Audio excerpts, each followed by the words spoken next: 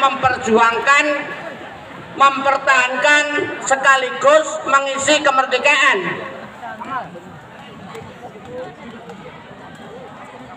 Tanggal 22 Oktober sebagai Hari Santrinya Nasional baru ditetapkan tahun 2015. Padahal peristiwanya udah 70 tahun yang lalu. Sebelum menggelagarnya daripada ucapan Allahu Akbar, Allahu Akbar, Allahu Akbar dari tokoh pemuda Bung Tomo, menjemput daripada peristiwa Tunjungan ataupun dalam konteks Hari Pahlawan yang nanti akan kita peringati juga 10 November.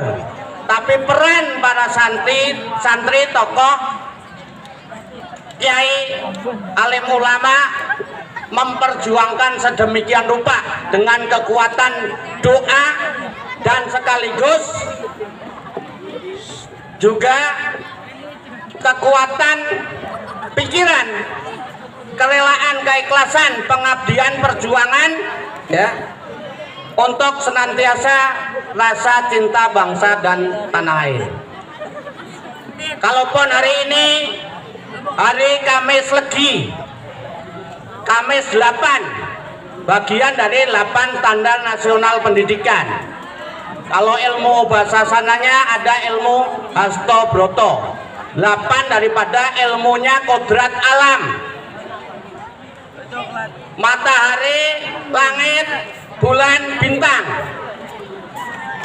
laut, udara, api, dan tanah.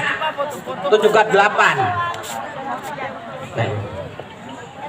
Legi manis baik dengan sekaligus P5 proyek penguatan pelajar Pancasila. Ini kontekstual yang kebinekaan, yang kearifan lokal, yang sekaligus diharapkan menjadi pembentukan karakter, budi pekerti, jati diri daripada rakyat dan bangsa Indonesia. Lebih jauh lagi dalam kaitannya religius kita, kadar keimanan kita kepada Tuhan Yang Maha Esa, ya, yang berakhlak mulia, tuntunannya jelas bagi umat muslim, Al-Quran dan hadis. Peringatan daripada Maulid Nabi ini paling tidak bisa dalam konteks kompetensi sosial mempererat tali silaturahmi ukhuwah Islamiyah dalam wujud rasa cintanya kita kepada baginda Rasul Nabi Muhammad Sallallahu Alaihi Wasallam. Poin substansi intisarinya itu bahasa teknik, tata cara, standar operasional, prosedur, tahapan yang harus dilalui telah disampaikan oleh para guru ngaji di musola, di masjid.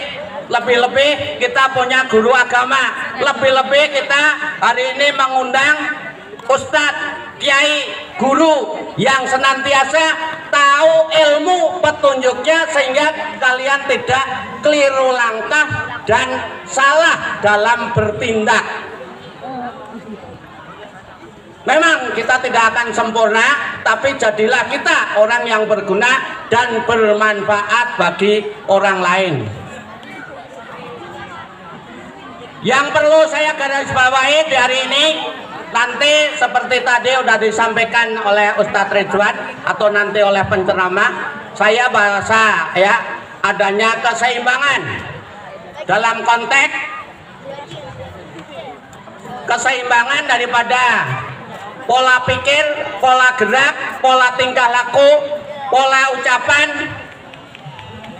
dan berbagai pola yang harus ya kita lakukan bersama.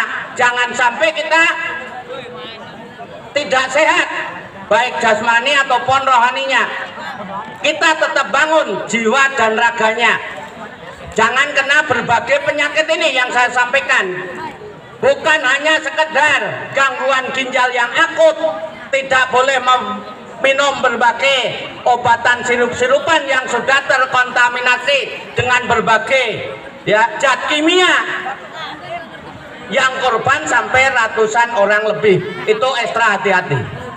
Maka jaga penyakit-penyakit ini, tolong yang kurang harus segera diperbaiki. Dijaga kekebalan imunisasi, termasuk pola pikir SDM mindset daripada cipta rasa dan karsa serta karyanya kita. Satu, penyakit apa? Kudis. Ini penyakit yang kadang-kadang mudah diingat, mudah diucapkan, tapi tidak mudah dilaksanakan. Kudis, kurang disiplin. Mindset, pemikiran, pembangunan jiwa raganya manusia. Ukuran disiplin tidaknya sesuai dengan regulasi, aturan, pedoman, acuan kalian, baik di rumah, di sekolah, apalagi di masyarakat, ataupun dalam ruang lingkup berbangsa dan bernegara.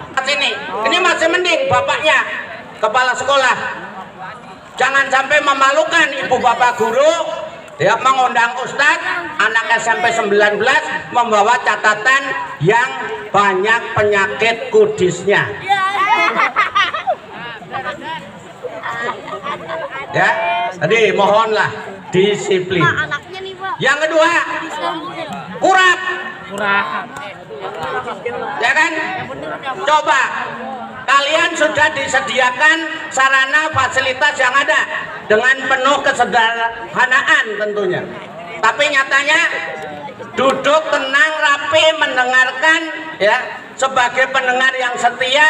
Ambil itu, orang ngomong itu juga capek, tapi kalau ngomong tidak sekedar asal bunyi, pasti membawa hikmah, manfaat, dan berkah.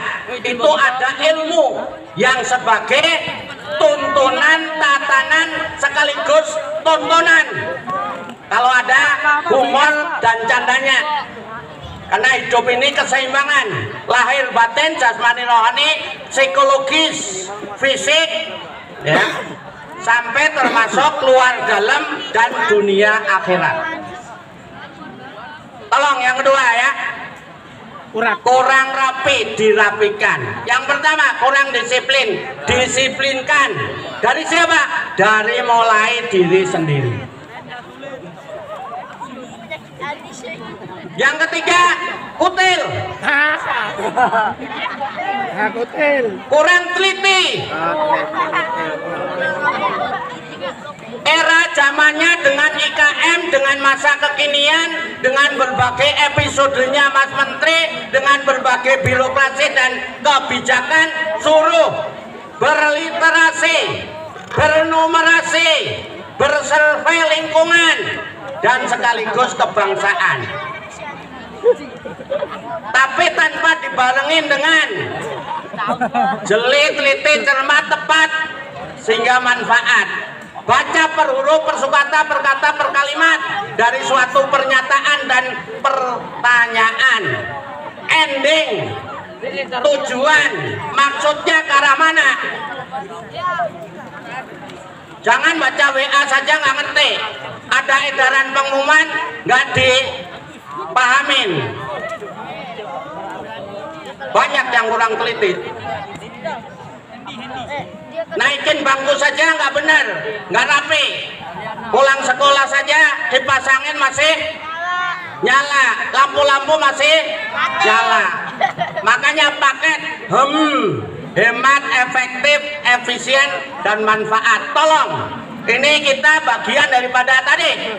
Ya, sekolah sehat, sekolah ramah anak, sekolah adiwiyata, ya, juga sekolah yang bermutu dengan prestasi hebat dan karakter kuat.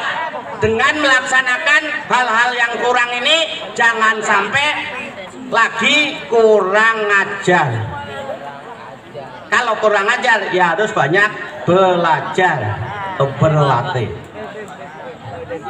Yang terakhir, karena itu ruang lingkup penyakit ataupun virus, ya, supaya kita tetap sehat jasmani dan rohaninya, harus terjaga dari kudis, kurap, kutil, Yang terakhir kuman. Kurang manfaat atau kurang bisa mandiri. Kemarin udah saya sampaikan. Sehebat-hebatnya orang yang punya banyak manfaat kepada orang lain, banyak sedikit ukurannya relatif, tapi setidaknya kompetensi diri, prestasi diri, karakter diri, jati diri tumbuh kembangkan sesuai dengan nikmat karunia Allah yang menciptakan kita dengan cipta rasa karsa dan karyanya untuk senantiasa JNS bisa jalani, nikmatin dan mensyukuri.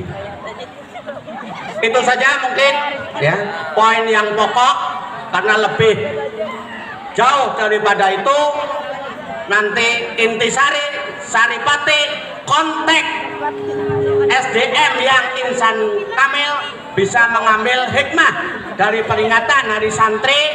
Mohon maaf Pak Ustadz, sekaligus hari peringatan Maulid Nabi nanti bisa dikupas tuntas sampai bisa menghasilkan sesuatu SDM keluarga besar SMP 19 ya. Depok menjadi peserta didik yang berprestasi, termasuk ibu bapak guru PTK-nya.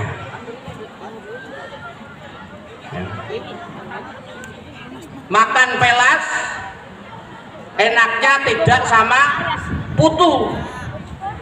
SMP 19 hendaklah jadi peserta didik atau sekolah yang bermutu. SMP bermutu, prestasi hebat dan karakter kuat. Mohon maaf atas segala kekurangan. Sekaligus saya mohon diri untuk melanjutkan agenda jadwal saya bersama dengan Dewan Pendidikan, pengurus komite dan ya distrik serta peran serta kepala sekolah dengan yang lain secara konteks bisa, tetapi ini juga bagian juga mempererat ukhuwah Islamiyah, kompetensi sosial, memperluas jaringan ya. Itu carilah sejuta kawan dan hindari satu lawan. Wabillahi taufiq wal hidayah. Wassalamualaikum warahmatullahi wabarakatuh.